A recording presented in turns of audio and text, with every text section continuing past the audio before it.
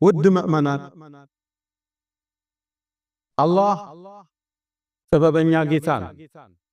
ከእውቀቱ የሚሰወር ነገር የለም።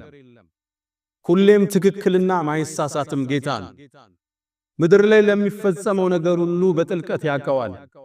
ምድር ላይ የሚከናወነው ነገር ሁሉ በሱ እይታና ምልከታ ውስጥ ነው። ወላሁ ዐላ ኩሊ ሸይኢን ሸሂድ። ምንም ነገር አይከሰትም። የዛፍ ቅጠል አይወድቅም። ጦርነት አይፈጸምም። በደል አይፈጸምም።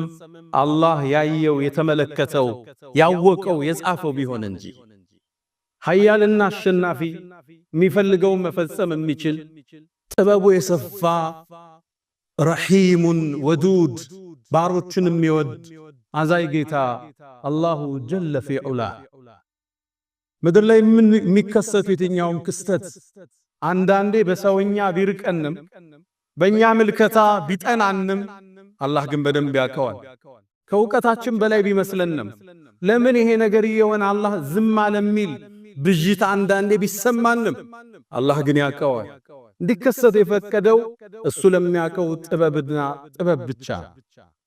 ነገሩ ሲረዝም ተስፋ የመቁረጥ ስሜት ውስጣችን ሊንጠን ይችላል።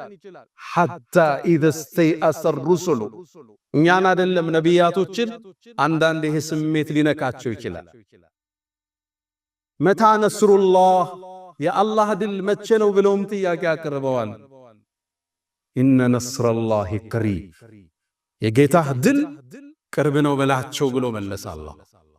ምድር ላይ የምናየው የትኛውም ክስተት ከአላህ የእውቀት ውጭ አይደለም።